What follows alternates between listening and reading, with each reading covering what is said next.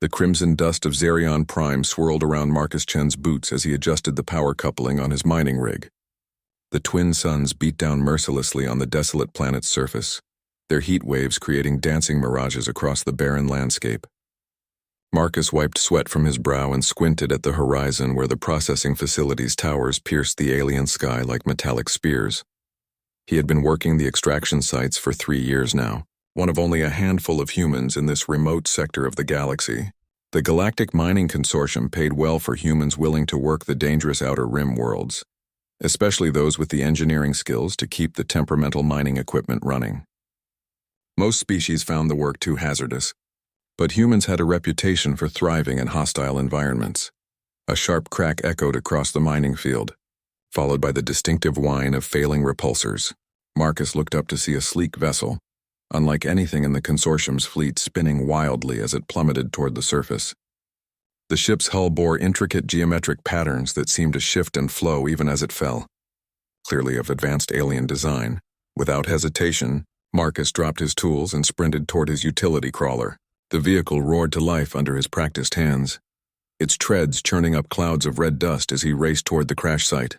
Years of navigating the treacherous terrain had honed his driving skills to near perfection, allowing him to maintain dangerous speeds over the rocky ground. The alien vessel had carved a deep gouge in the planet's surface before coming to rest against a cluster of crystalline formations. Smoke poured from multiple hull breaches, and Marcus could see the faint flicker of failing energy shields around the wreckage. As he approached, his scanner detected atmospheric leakage and dangerous radiation levels. He parked the crawler upwind of the wreck and activated his emergency beacon, though he knew the nearest consortium facility was hours away. The ship's distress signals were weakening by the minute, and Marcus realized that whoever was inside didn't have hours to wait for proper rescue equipment. Moving closer on foot, Marcus pulled on his environmental suit and activated its radiation shielding. The alien script covering the ship's hull was completely unfamiliar, flowing in elegant curves that hurt his eyes to look at directly. But the universal distress markers were clear enough, pulsing weakly in patterns recognized across the galaxy. A section of the hull near what appeared to be the ship's midsection had been torn open by the impact. Marcus approached carefully, his suit's sensors detecting life signs within. Through the breach, he could see the ship's interior was filled with a shimmering, opalescent atmosphere that his scanner couldn't properly analyze. Inside, a figure lay trapped beneath a collapsed support beam. The being was tall and graceful even in unconsciousness, with pale blue skin that seemed to contain swirling patterns of silver light.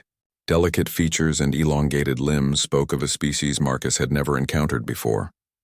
The creature wore robes of deep purple that seemed to absorb and reflect light. Simultaneously, the support beam pinning the alien was made of some sort of crystalline metal that Marcus's tools couldn't cut through. But years of mining experience had taught him creative problem-solving. He returned to his crawler and retrieved a portable plasma torch, adjusting its settings to work on the unknown material. As he worked to free the trapped being, Marcus noticed that the ship's atmosphere was becoming increasingly toxic to breathe, even through his suit's filters. The alien's breathing was becoming more labored, and strange symbols on nearby control surfaces were flashing urgent warnings in colors that made his head ache. Finally, the support beam cracked and shifted enough for Marcus to pull the unconscious alien free. The being was surprisingly light, and Marcus carried them carefully through the breach and away from the deteriorating ship. He had just reached a safe distance when the vessel's power core destabilized, sending a column of azure flames skyward. The alien stirred in Marcus's arms, opening eyes that were like pools of liquid starlight. When their gaze met his helmet's visor, the being spoke in a voice like distant music, the words incomprehensible but somehow conveying gratitude and wonder. Marcus activated his suit's universal translator, but the device struggled with the alien's language, producing only fragments. Impossible, human, forbidden sector. How? He helped the alien sit up against a rock formation, checking for obvious injuries. The being seemed physically intact but clearly disoriented. They kept staring at Marcus with an expression he couldn't interpret, occasionally reaching out as if to touch his suit before pulling their hand back. "Easy there," Marcus said, his translator working to convert his words. "You took quite a tumble. What's your name? Can you understand me?" The alien's expression shifted to something like shock. They spoke rapidly, their musical voice rising in pitch, but the translator could only manage name, impossible, royal, bloodline, exile. Before Marcus could ask what they meant, the distant rumble of approaching vehicles reached them. The consortium rescue team was finally arriving, their heavy transports kicking up massive dust clouds as they approached the crash site. Marcus stood and waved to guide them in, then looked back at the alien he had saved. The being was watching the approaching vehicles with what looked like fear, their earlier gratitude replaced by visible distress. They struggled to stand, swaying dangerously, and Marcus steadied them with a gentle hand on their shoulder. "It's okay," he said. "They're here to help. We'll get you medical attention and contact your people." But the aliens shook their head violently, gripping Marcus's arm with surprising strength. They spoke urgently, their translator managing, "No contact, exile, death sentence, please." The rescue team's leader, a gruff consortium supervisor named Valdez, approached with a portable scanner in hand. "Chen, what the hell happened here?" "And what is that thing?" Marcus felt the alien's grip tighten on his arm, their starlight eyes pleading. In that moment, he made a decision that would change both their lives forever. "Crashed ship, no survivors," he lied smoothly. "Just wreckage and radiation. This one's a refugee, requesting asylum under galactic protocols." Valdez raised an eyebrow but didn't question further. Consortium policy was clear about refugees, even if the paperwork would be a nightmare. As the rescue team began documenting the crash site, Marcus helped his new alien companion toward the medical transport, wondering what exactly he had gotten himself into. 3 weeks after the crash, Marcus had learned that his alien companion was named Zephyrin, though they explained that sharing their true name with an outsider was considered either a great honor or a terrible breach of protocol, depending on circumstances they refused to elaborate upon. The being had recovered quickly in the consortium's medical facility, their unusual physiology adapting to human standard atmosphere and gravity with remarkable ease. Dr. Sarah Kim, the station's chief medical officer, had been fascinated by Zephyrin's biology. "I've never seen anything like it," she told Marcus during one of his daily visits. "Their cellular structure incorporates crystalline matrices I can't even begin to understand. And those light patterns under their skin seem to respond to emotional states." Marcus had noticed that too. When Zephyrin was calm, the silver patterns flowed slowly beneath their pale blue skin like gentle rivers. When agitated or frightened, the patterns would pulse rapidly, sometimes shifting to deep gold or even crimson. Right now, as Zephyrin sat in the medical bay's observation room watching news feeds from across the galaxy, the patterns were a steady, anxious amber. "You're looking for something," Marcus observed, settling into the chair beside Zephyrin's bed. The alien had been scanning through diplomatic channels and trade route reports for days, their starlight eyes intense with concentration. Zephyrin's patterns shifted to a worried blue-green. Through the universal translator, their musical voice carried notes of distress. "I search for signs of pursuit. My people, they would not simply accept my disappearance." "Who exactly are your people?" Marcus asked. It was a question he'd been wanting to ask since the rescue. But Zephyrin had always deflected with careful non-answers. For a long moment, Zephyrin was silent, their patterns cycling through complex color combinations that suggested intense internal debate. Finally, they turned to face Marcus directly, their liquid starlight eyes meeting his. "I am of the Luminary Collective," they said, each word carefully chosen. "What you might call a royalty. My bloodline traces back 47 generations to the first illumination." Marcus felt his eyebrows rise. He'd heard whispers of the Luminary Collective during his years working the Outer Rim. They were said to be an ancient, powerful civilization that controlled several sectors of space through advanced technology and careful diplomacy. Their territory was considered off-limits to most other species. "So you're like a prince or princess?" Marcus asked. Zephyrin's patterns flickered with what might have been amusement. "The concepts do not translate well. I was a potential heir. One of many. But I made choices that my family considered unworthy of our bloodline."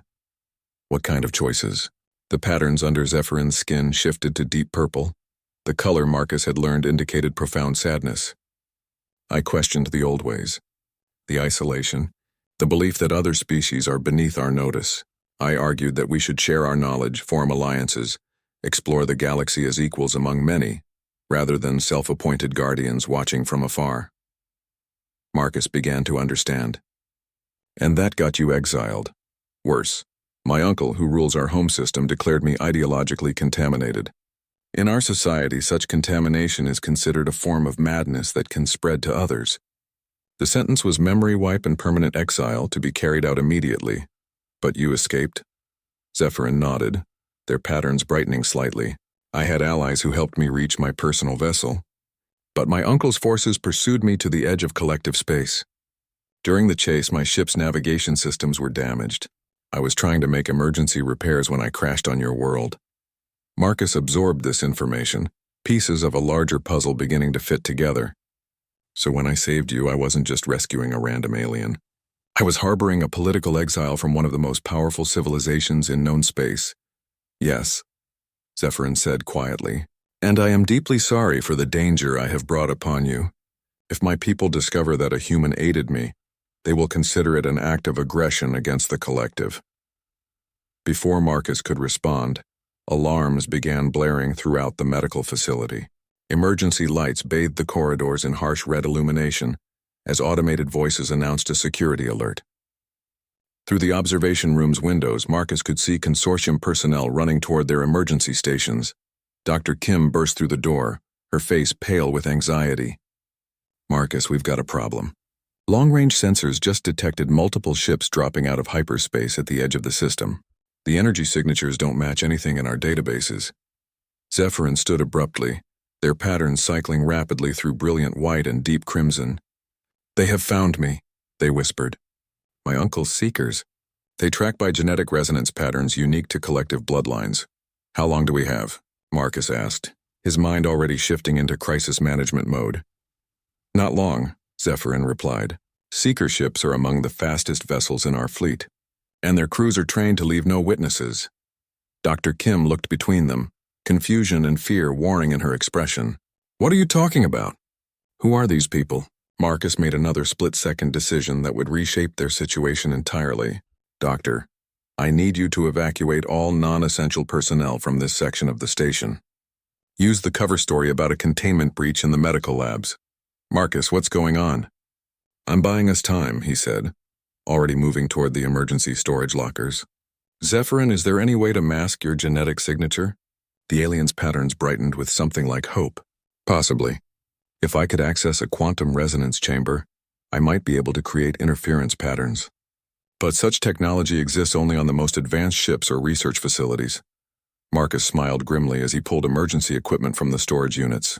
Lady, you're talking to someone who spent 3 years keeping impossible mining equipment running with spare parts and determination. We've got a prototype quantum processor in the geology lab that might work if we can modify it properly. You would risk this? Zephyrin asked, their patterns shifting to soft gold. Risk your life, your career, your safety for someone you've known only weeks?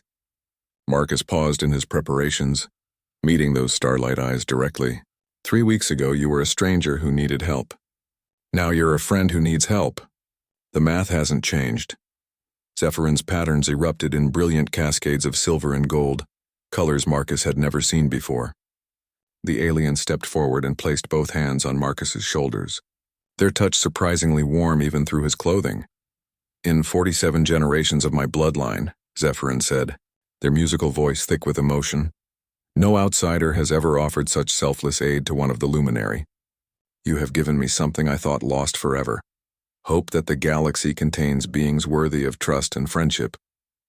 Dr. Kim was staring at them both with wide eyes.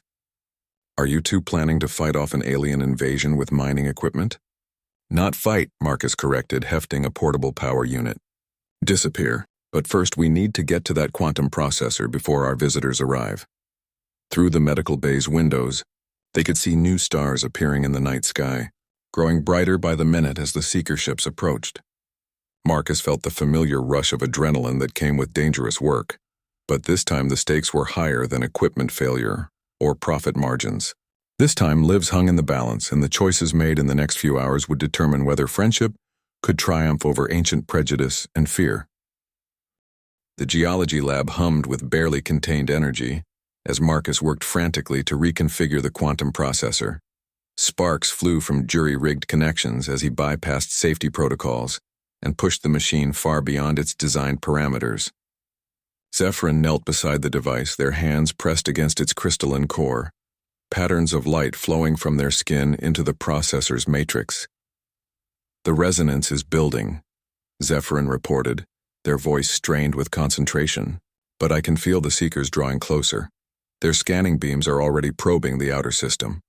Dr. Kim monitored the approach on her portable scanner, her face growing increasingly pale. 6 ships now, and they're moving fast. Whatever they're looking for, they really want it back. Marcus wiped sweat from his eyes and checked his modifications one more time. The quantum processor was never designed for biological pattern manipulation, but human engineering had always excelled at making things work outside their intended parameters. "Okay, the interference field should mask your genetic signature for about 12 hours. That's assuming this jury-rigged setup doesn't explode and take half the station with it." 12 hours may be enough," Zephyrin said hopefully. "If the seekers cannot locate me quickly, they will assume I died in the crash and expand their search to other systems." The station's communication system crackled to life, broadcasting a message in multiple languages. The voice was coldly musical, speaking in the same flowing tones as Zephyrin, but with an authority that made the air itself seem to tremble. "Attention inhabitants of this facility," the transmission began. "We are seekers of the Luminary Collective, in pursuit of a dangerous exile who has stolen classified technology. Surrender the fugitive immediately, and your deaths will be swift." Marcus felt his blood chill. Well, that's reassuring. They're really committed to this whole no witnesses policy. Zephyrin's patterns had gone completely white, cycling so rapidly they were almost painful to look at. That voice. It is Seeker Prime Valdris, my uncle's most trusted enforcer. They would not send her unless... They trailed off, their expression growing distant. "Unless what?" Dr. Kim asked. "Unless they believe I carry information that could threaten the collective's security," Zephyrin finished quietly. "Valdris has never failed to retrieve a target. She will not stop until she finds me or confirms my death." Marcus activated the quantum processor's final sequence, feeling the machine's vibrations change as exotic energies began to flow through its modified systems. "Then we'd better make sure she doesn't find you. Kim, start the evacuation protocols. Get everyone to the emergency shelters in the lower levels." "What about you two?" "We're going to give Valdris exactly what she expects to find," Marcus said, a plan beginning to form in his mind. "Zephyrin, how good are collective sensors at detecting human life signs?" The alien's patterns shifted to confused amber. "They do not typically scan for humans. Your species is considered insignificant by most of my people." Marcus smiled grimly. "Perfect. That arrogance is going to work in our favor." 20 minutes later, as seeker ships began their final approach to the station, Marcus and Zephyrin crouched in the abandoned mining tunnels beneath the facility. The quantum processor hummed above them, its interference field hopefully masking Zephyrin's presence from the sophisticated scanners now probing every inch of the station. Through his communication link, Marcus could hear consortium security coordinating with the mysterious seekers. The aliens had provided detailed biological data about their target, but their scans were coming up empty. Frustration was beginning to creep into their coldly professional communications. "Seeker Prime, we have completed our survey of the facility," one of the search teams reported. "No trace of the exile's genetic signature detected. Multiple human life signs confirmed, but the target is not present." Valdris's response carried undertones of deadly suspicion. "Impossible. Our long-range tracking indicated the exile ship crashed on this world. They could not have survived without assistance." Marcus tensed as he realized the seekers were beginning to suspect outside intervention. Through the tunnel's communication relay, he could hear boarding parties moving through the station, their search becoming increasingly aggressive. The crash site showed signs of recent disturbance, another seeker reported. Rescue equipment, human tools. The local inhabitants definitely found the wreckage. Then they found the exile as well, Valdris concluded. Begin enhanced interrogation of the human population. Someone here knows where our target has gone. Zephyrin's patterns flared with anguish. No, they whispered. I cannot allow innocents to suffer for my sake. Marcus grabbed their arm as they started to rise. Wait, let me try something first. He activated his personal communicator, broadcasting on an open channel that the seekers would certainly intercept. This is Marcus Chen, senior engineer at Mining Station Delta 7. I'm picking up a lot of traffic about some kind of fugitive. If you're looking for the alien from that crashed ship, you're about 3 weeks too late. The response was immediate. Human, identify yourself and your location. I'm in Tunnel Complex C Level 7. Look, I was the one who found that crash site. Your fugitive was already dead when I got there. Radiation exposure from the ship's power core failure. I followed standard protocols and disposed of the remains in the mining furnaces.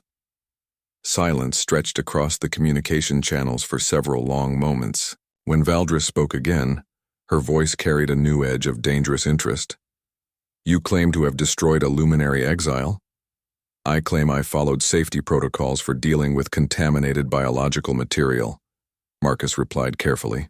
The body was severely irradiated and potentially dangerous to station personnel. Show me, Valdris commanded. We will examine these furnaces immediately. Marcus had been counting on that response. The mining furnaces operated at temperatures hot enough to break down matter at the molecular level, leaving no trace of whatever had been fed into them. The seekers would find exactly what he wanted them to find. Nothing. 2 hours later, as seeker teams finished their fruitless examination of the furnace systems, Marcus watched from the tunnels through surveillance feeds. Valdris stood in the furnace chamber, her pale features drawn with frustration and growing doubt. The thermal residue is consistent with organic matter destruction, one of her technicians reported. If a body was disposed of here approximately 3 weeks ago, no recoverable traces would remain. Valdris was silent for a long moment, her own light patterns visible beneath translucent armor. Finally, she spoke with evident reluctance. Begin withdrawal procedures. If the exile is truly dead, our mission here is complete. Marcus allowed himself to relax slightly, but Zephyrin's patterns remained agitated. She does not believe it, they whispered. Valdris suspects deception, but cannot prove it. She will leave watchers, hidden sensors, long-range monitoring systems. My presence here will always be a danger to you and your people. Then we'll have to make sure your presence here becomes permanent, Marcus said. I've got an idea, but it's going to require some creative paperwork and a lot of faith in human bureaucracy. As the seeker ships departed Xerion Prime, their elegant forms disappearing into hyperspace, Marcus began planning the next phase of their deception. Keeping Zephyrin hidden was only the first step. Now he had to find a way to give his alien friend a new identity, a new life, and a chance at the freedom they had sacrificed everything to find. The quantum processor continued its quiet hum in the darkness above them, its modified systems working far beyond their intended design. Like so many human innovations, it was jury-rigged, improvised, and held together by determination and hope. But it was working, and sometimes that was enough. 6 months had passed since the Seeker's departure, and Zephyrin had adapted to life as Dr. Zara Lumentos, a specialist in quantum crystallography working under an extended research visa. Marcus had been amazed at how easily the consortium's bureaucracy had accepted the fabricated credentials, especially when backed by Dr. Kim's enthusiastic recommendations and some carefully forged academic records. The transformation had been remarkable to watch. Zephyrin had learned to modulate their light patterns to appear more subdued, resembling the bioluminescent displays of several known species rather than the distinctive signatures of luminary nobility. They wore contact lenses that dimmed their starlight eyes to a more ordinary silver, and modified clothing that helped conceal the flowing patterns beneath their skin. But it was Zephyrin's work that truly amazed Marcus. The alien's knowledge of quantum mechanics and crystalline structures had revolutionized the mining operations' efficiency. Extraction rates had improved by 300%, and the quality of processed materials had reached levels that attracted attention from across the sector.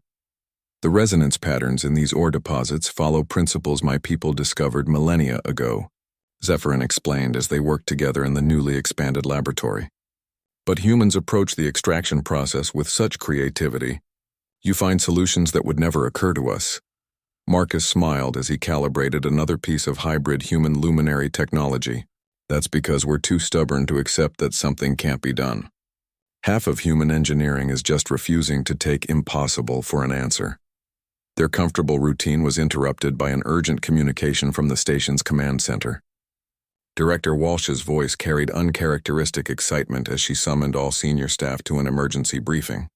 "People, we've just received word from Consortium headquarters," Walsh announced to the assembled team. "A delegation from the Corvin Empire is en route to inspect our operations. Apparently, our recent productivity improvements have caught some very important attention." Marcus felt his stomach drop. The Corvin Empire was one of the galaxy's major powers, known for their military might and aggressive expansion policies. Their interest in a remote mining station could only mean trouble. Dr. Kim raised her hand. "What kind of inspection are we talking about? Standard operational review or something more intensive?"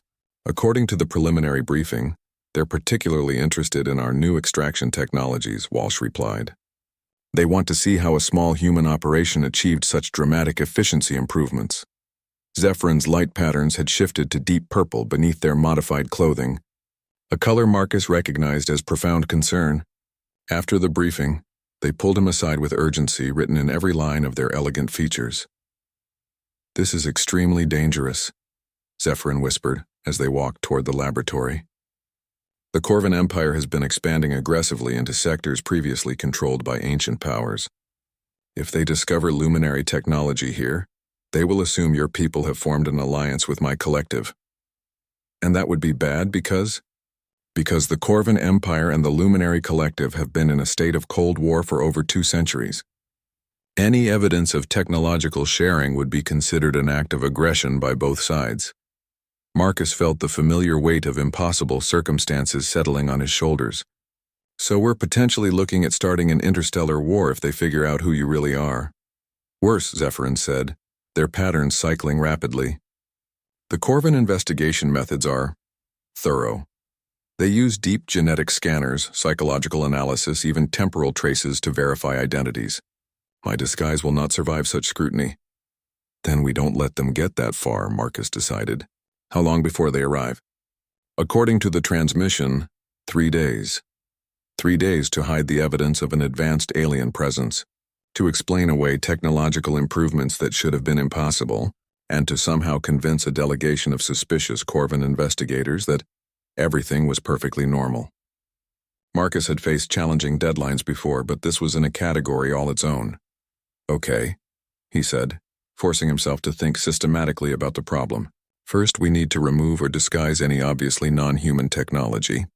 Second, we need a cover story for the productivity improvements that doesn't involve alien assistance. Third, we need to find you somewhere to hide for the duration of their visit."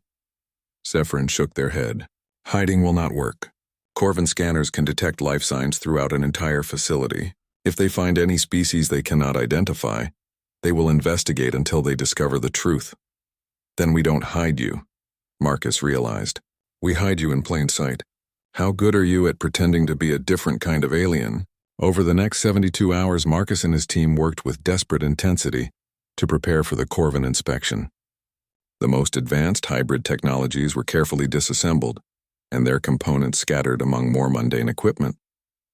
Documentation was altered to suggest gradual improvements based on innovative human engineering, rather than revolutionary breakthroughs. Meanwhile, Zephyrin underwent a complete identity transformation. Using a combination of cosmetic alterations, behavioral modification, and carefully crafted background documentation, they became Dr. Zara Silvanos, a Delian crystallographer from the outer spiral colonies. The Delians were a reclusive species known for their expertise with mineral analysis, making them perfect cover for Zephyrin's specialized knowledge. "Remember," Marcus coached as they practiced the new persona, "Delians are known for being emotionally reserved and somewhat xenophobic. Keep your light patterns minimal, speak only when directly addressed, and act like you barely tolerate working with humans." Zephyryn's patterns flickered with what might have been amusement. You want me to pretend that I consider your species inferior? Exactly. It's probably the only attitude that will make the Corvins believe you're genuinely alien, rather than suspecting something more complicated. When the Corvin delegation arrived, their sleek warships cast ominous shadows over the mining station. The inspection team was led by Commander Thax, an imposing figure whose scaled hide bore the ritual scarification marks of the Corvin military elite. His cold reptilian eyes missed nothing as he toured the facilities, occasionally pausing to examine equipment with suspicious intensity. Your productivity reports indicate a 300% improvement over 6 months, Thax observed as they reached the main processing center. Such dramatic increases typically indicate either new technology acquisition or significant workforce augmentation. Just good old-fashioned human ingenuity, Marcus replied smoothly. We've been refining our extraction techniques and optimizing our equipment usage. Sometimes the simplest improvements make the biggest difference. Thax's translator earpiece rendered his skeptical hiss into standard galactic. Indeed, and this Delian specialist? Her presence coincides remarkably with your productivity surge. All eyes turned to Zephyryn, who stood rigidly beside a bank of analysis equipment. Their modified appearance and carefully controlled light patterns gave them an authentically alien appearance that bore no resemblance to their true luminary heritage. The human work methods are crude but effective, Zephyryn said in clipped, emotionless tones that perfectly mimicked Delian speech patterns. I have provided basic instruction in crystalline resonance theory. Nothing more. Commander Thax studied Zephyryn with predatory interest, but after several tense moments he simply nodded and moved on to examine other aspects of the operation. The inspection continued for hours, but gradually Marcus began to hope they might actually pull off the deception. That hope was shattered when Thax's aide approached with a portable scanner displaying concerning readings. Commander, the aide reported, I'm detecting quantum resonance patterns that don't match any known Delian technology. Commander Thax's scaled features hardened as he examined the scanner readings. The quantum resonance patterns were unmistakably complex, far beyond what any known Delian technology should produce. Marcus felt sweat beading on his forehead as the Corvin leader's predatory gaze swept between him and Zephyryn. Fascinating, Thax hissed, his translator rendering the word with ominous undertones. These patterns suggest interaction with quantum matrices of extraordinary sophistication, far beyond what primitive mining equipment should generate. Marcus forced himself to remain calm, falling back on the engineering expertise that had served him well in countless crises. Actually, Commander, those readings make perfect sense when you understand our modified extraction process. He moved to the central control console, calling up a series of technical displays that he and Zephyryn had carefully prepared over the past 3 days. We've been using resonance cascade amplification to increase ore processing efficiency. The quantum patterns you're detecting are harmonic echoes from our modified crystalline matrices. Thax studied the displays with obvious suspicion. Show me this amplification process in operation. This was the moment Marcus had been dreading. The demonstration would require Zephyryn to actively manipulate the mining equipment, using techniques that were dangerously close to true luminary quantum mastery. If they pushed too hard or revealed too much, the deception would crumble instantly. Dr. Silvanos, Marcus said carefully, would you please demonstrate the resonance alignment procedure for Commander Thax? Zephyryn approached the control matrix with practiced reluctance, their modified appearance and subdued light patterns maintaining the illusion of a barely tolerated alien consultant. They placed their hands on the crystalline interfaces, and Marcus watched tensely as quantum energies began to flow through the system. The demonstration was masterful. Zephyryn showed just enough of their true capabilities to explain the improved efficiency, while carefully concealing the full extent of their knowledge. To anyone unfamiliar with luminary technology, it appeared to be an advanced but comprehensible application of known physics. But Commander Thax was more observant than Marcus had hoped. As the demonstration concluded, the Corvin leader's eyes narrowed with sudden recognition. Those hand movements, Thax said slowly, that specific pattern of quantum manipulation. I have seen it before, in classified military briefings about luminary collective techniques. The laboratory fell silent except for the quiet hum of machinery. Marcus felt his heart hammering as he realized their carefully constructed deception was about to collapse. Zephyryn's light patterns had gone completely still, a defensive response that unfortunately made them look even more suspicious. "Commander," Marcus began, but Thax cut him off with a sharp gesture. "Dr. Sylvanos," the Corvin leader said, his voice carrying deadly authority. "Remove your contact lenses." Marcus saw Zephyryn's hands tremble slightly as they reached up to comply. When the modified lenses came away, their true starlight eyes were revealed in all their luminous glory. No amount of disguise could hide those distinctive features, and Thax's expression shifted to one of grim satisfaction. "A luminary exile," he breathed, "and humans harboring them in direct violation of galactic neutrality accords. This is far more significant than simple mining efficiency improvements." Before anyone could react, Thax activated a communication device on his wrist. "Command ship, this is Thax. Initiate lockdown protocols. We have confirmed luminary presence on the human facility." Marcus stepped forward, his mind racing through possible options. "Commander, wait. You don't understand the full situation." "I understand perfectly," Thax replied coldly. "Your species has formed an illegal alliance with one of the galaxy's most dangerous powers. The Corvin Empire cannot allow such a threat to go unchallenged." "No," Zephyryn said suddenly, their musical voice cutting through the tension. "The humans have done nothing wrong. I am here as a refugee, not as a representative of my people."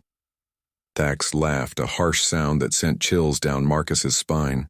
"Refugees do not possess quantum manipulation techniques restricted to collective nobility. You are clearly an agent, perhaps even royalty, sent to establish covert operations in human space." Marcus realized that the truth, ironically, was too unbelievable for the suspicious Corvin to accept. A genuine political exile with royal bloodlines seeking refuge among humans was far less likely, in Thax's military mindset, than a complex espionage operation. "Commander," Marcus said, a desperate plan beginning to form. "Before you make any final decisions, there's something else you should know about our operation here." He moved to another control panel, one that had been carefully prepared, but never activated during the inspection. "We've been monitoring more than just mining efficiency. Dr. Sylvanos hasn't been our only alien visitor."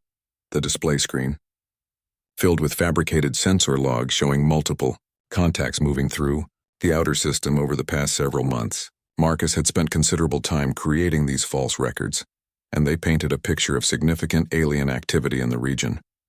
"What is this?" Thax demanded, studying the data with growing interest. "Unidentified vessels conducting regular patrols along the sector boundary," Marcus explained. "We believe they're advanced scouts for a major operation, possibly connected to the recent border tensions between the Empire and the Collective." Zephyryn was staring at Marcus with barely concealed amazement, their light patterns cycling through colors that suggested both admiration and terror at his audacious bluff. "These sensor signatures," Thax said slowly, "they match known collective exploration protocols. You believe they are preparing for territorial expansion? It would explain why Dr. Sylvanos was sent here." Marcus continued, building on the fabrication. "Not as a refugee, but as an observer. Someone to monitor human capabilities and report back on our potential as allies or threats."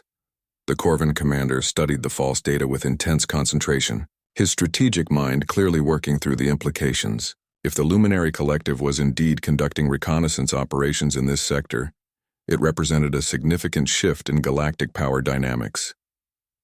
"You claim this luminary is an intelligence operative?" Thax asked. "I claim that her presence here is connected to larger events that neither of us fully understand," Marcus replied carefully. "Events that might be better addressed through diplomatic channels rather than military action." Thax was silent for several long minutes, his scaled features betraying the complex calculations taking place behind those cold reptilian eyes. Finally, he spoke with evident reluctance. "This matter requires consultation with higher command authorities," he announced. "The human facility will remain under observation while I report these findings to Imperial Command." As the Corvin inspection team prepared to withdraw to their ships, Marcus caught Zephyryn's eye. The aliens' light patterns had shifted to deep gold, colors Marcus had learned indicated profound gratitude mixed with bewilderment. They had bought time, but at a terrible cost. The fabricated intelligence data would eventually be discovered as false, and when that happened, The consequences would be far worse than the original deception. Marcus had traded immediate disaster for future catastrophe. But perhaps that would be enough time to find a real solution. As Commander Thax's shuttle departed for his command ship, Marcus realized that their small mining station had just become a focal point in the complex web of galactic politics. The game they were playing had stakes far beyond the life of one alien refugee, and the next moves would determine not just their own fates, but potentially the balance of power among the stars. The false tranquility that followed the Corvin withdrawal lasted exactly 18 hours. Marcus was reviewing emergency evacuation protocols when the station's long-range sensors detected massive energy signatures dropping out of hyperspace at the system's edge. The readings were unlike anything in consortium databases, but Zephyrin's reaction told him everything he needed to know. "Luminary collective dreadnoughts," Zephyrin whispered, their light patterns cycling through rapid combinations of white and gold. 3 of them escorted by a full battle fleet. "My uncle has decided that subtle investigation is no longer sufficient." Director Walsh's voice echoed through the emergency communication system, barely controlled panic evident in her tone. "All personnel to emergency stations. We have multiple unknown vessels approaching at high velocity. This is not a drill." Marcus watched the tactical display as 24 ships of impossible beauty and obvious power arranged themselves in perfect formation around the mining station. Their hulls seemed to bend light itself, creating optical illusions that hurt human eyes to observe directly. Even through the station's shields, he could feel the presence of technologies that operated beyond conventional understanding. "They're scanning everything," Dr. Kim reported from the science station, her instruments overwhelmed by exotic energies. "Whatever they're looking for, they're being very thorough about it." A new voice filled the communication channels, speaking in the musical tones of the luminary language but somehow conveying absolute authority, even through the universal translator. "Inhabitants of this facility, you harbor a criminal who has stolen sacred knowledge of the collective. Surrender Heir Apparent Zephyrin immediately, and your deaths will be swift and merciful." Marcus felt his blood freeze. Not only had they discovered Zephyrin's location, but they had also revealed information that Zephyrin had never shared. His alien friend was not merely a noble exile, but apparently an heir to the collective's highest levels of power. "Heir Apparent?" Marcus asked, turning to where Zephyrin stood frozen beside the communication console. Zephyrin's patterns had shifted to deep purple, the color of profound shame. "I did not tell you everything. My uncle rules our home system, but I was 4th in the line of succession to the throne of the entire collective. My exile was not merely political disagreement.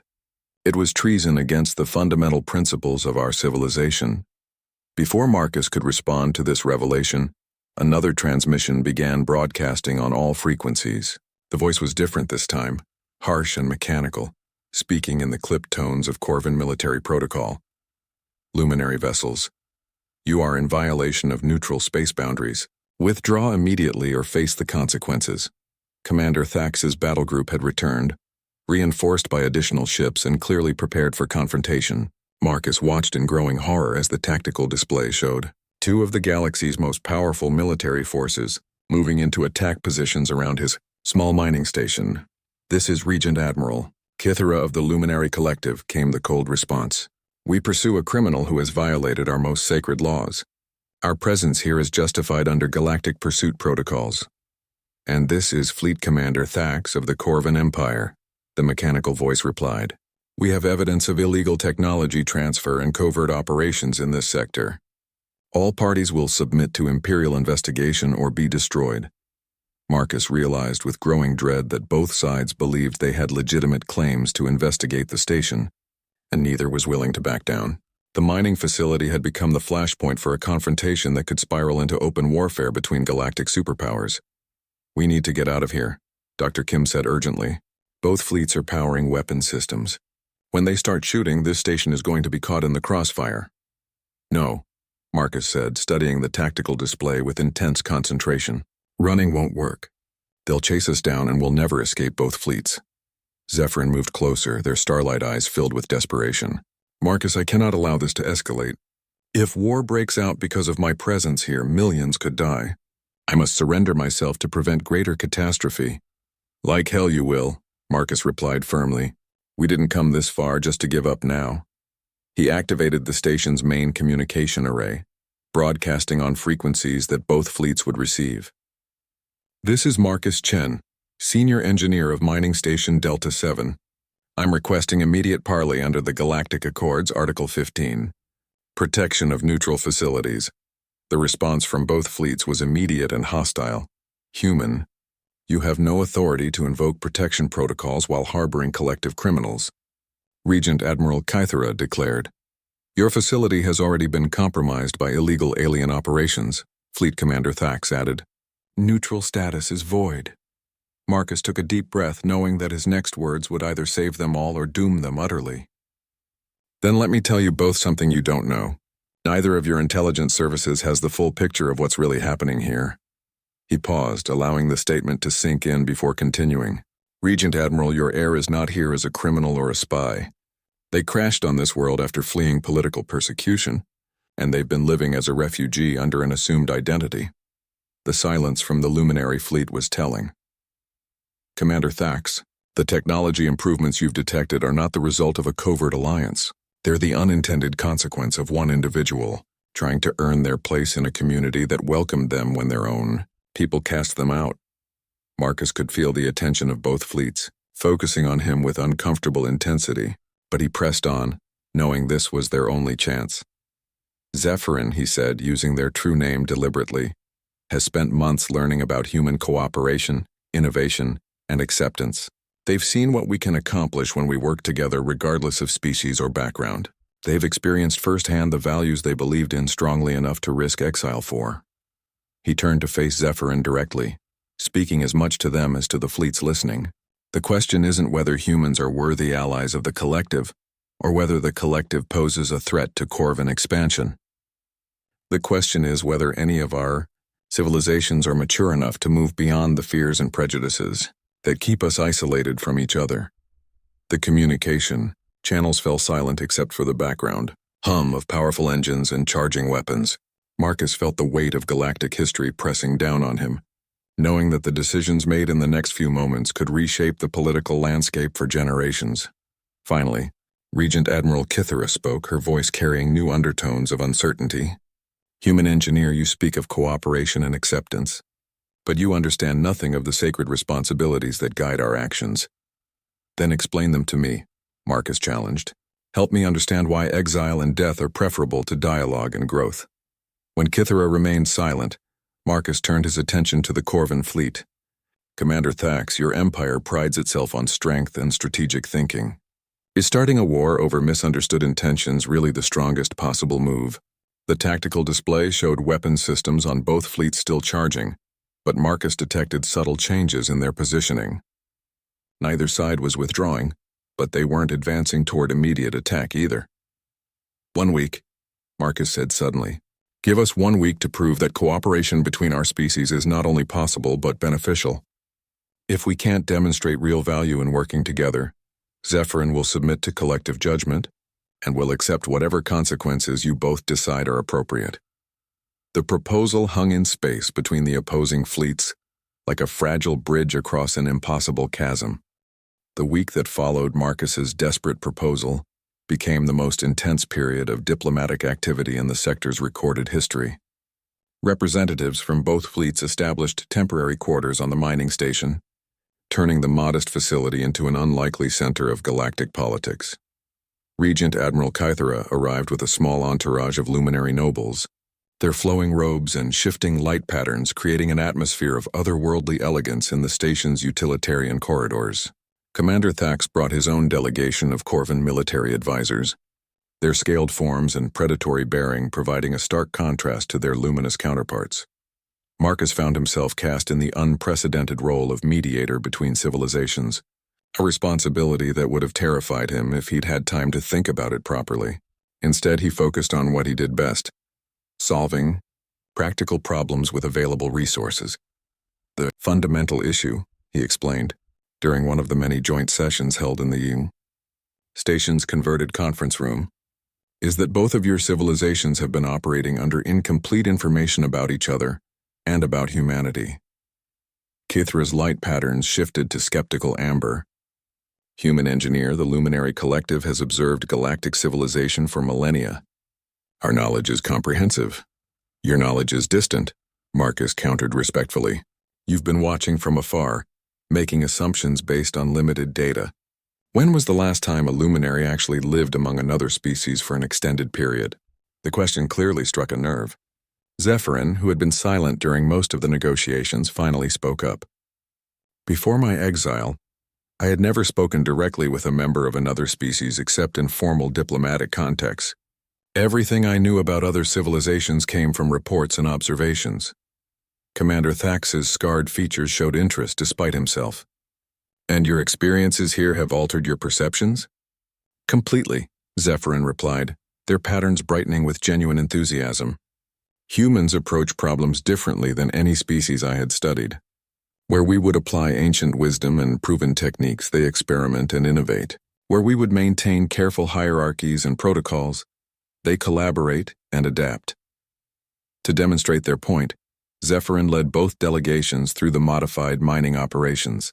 The improvements that had started this entire crisis were revealed in their full complexity, showing how human engineering, creativity had been enhanced by luminary quantum knowledge to create something neither species could have achieved alone. These extraction rates should be impossible, admitted Advisor Vex, one of Kythera's technical specialists. Our own mining operations achieve perhaps 60% of this efficiency. That's because you're still using pure luminary techniques, Marcus explained. But when you combine your quantum mastery with human improvisation and adaptation, you get exponential improvements. The Corvin delegation was equally impressed, though they approached the technology from a military perspective. The strategic implications are significant, observed Colonel Rask, Thax's chief tactical advisor. Shared development could advance both civilizations far beyond current capabilities. As the week progressed, something remarkable began to happen. The formal diplomatic sessions gradually gave way to smaller, more personal interactions. Marcus organized informal gatherings where representatives from all three species could interact without the pressure of official protocols. Dr. Kim found herself in lengthy discussions with luminary scholars about medical applications of quantum biology. The Corvin engineers became fascinated with human approaches to system redundancy and adaptive design. Most surprisingly, several luminary nobles began asking detailed questions about human social structures and decision-making processes. Your species operates without rigid hierarchies, observed Counselor Lyrix during one evening gathering. Yet you achieve remarkable coordination and efficiency. How is this possible? We argue a lot, Marcus admitted with a grin. But we also listen to each other. When someone has a good idea, it doesn't matter what their rank or background is. Good ideas rise to the top because they work, not because of who thought of them. The breakthrough came on the 6th day, when Zephyrin proposed a demonstration that would test the limits of interspecies cooperation. I want to show you something that requires trust from all parties, they announced to the assembled delegates. They led everyone to the station's central power core, where the quantum processor that had hidden Zephyrin from the Seekers still hummed quietly in its modified configuration. This device represents human engineering enhanced by luminary knowledge. But with Corvin tactical expertise, we could create something revolutionary. What exactly are you proposing? Kythera asked, her pattern cycling through colors that suggested both interest and concern. A joint technological development project, Zephyrin explained. Human creativity, luminary quantum mastery, and Corvin strategic thinking, all focused on a single goal: creating a universal communication system that could allow real-time translation between any species in the galaxy. The implications were staggering. Such a system would eliminate the communication barriers that had kept civilizations isolated for millennia. It would enable cooperation on a scale never before imagined. Commander Thax was the first to respond. The military applications alone would justify significant resource investment. But the diplomatic possibilities, he trailed off, clearly overwhelmed by the concept's potential. This is far beyond what any single species has achieved, Kythera admitted.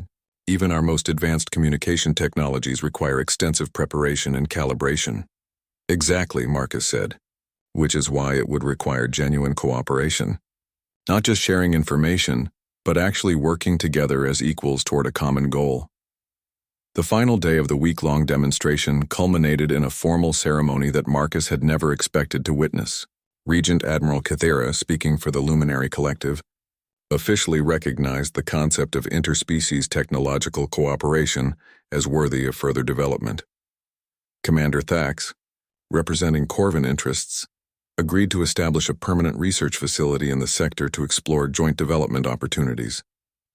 Most remarkably, both leaders acknowledged that their previous isolation policies had limited their civilization's growth potential. But the greatest surprise came when Kythera turned to address Zephyrin directly. Heir apparent, your exile was declared based on ideological contamination and treasonous beliefs.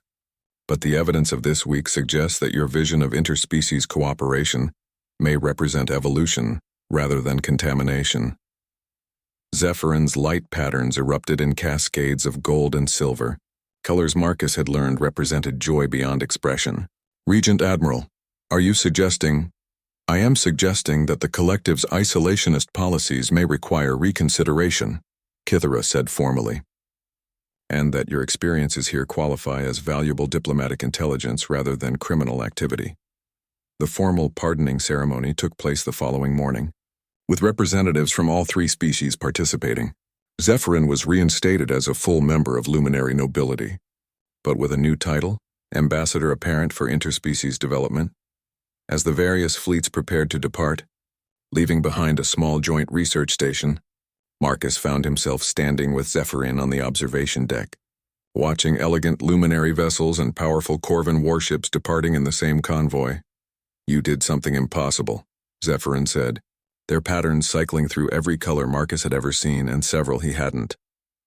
You turned a crisis that could have started a war into the foundation for a new era of cooperation.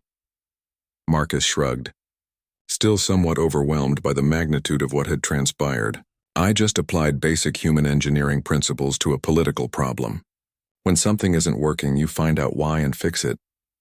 And when the problem is centuries of fear and isolation between civilizations, you start small, Marcus replied. One friendship, one collaboration, one shared success at a time. Everything else builds from there. As they watched the last ships disappear into hyperspace, Marcus reflected on the strange journey that had brought them to this point. A simple rescue mission had grown into something that would reshape galactic civilization for generations to come. But perhaps that was the most human thing of all. The refusal to accept that problems were too big to solve, or that differences were too great to overcome. Sometimes the most profound changes began with one person deciding to help another, regardless of the consequences. The mining station continued its quiet work among the stars, but now it served a greater purpose as a symbol of what was possible when different species chose cooperation over conflict. And in the modified laboratory where it all began, the quantum processor hummed peacefully, its hybrid technologies representing the first fruits of a new age of galactic collaboration.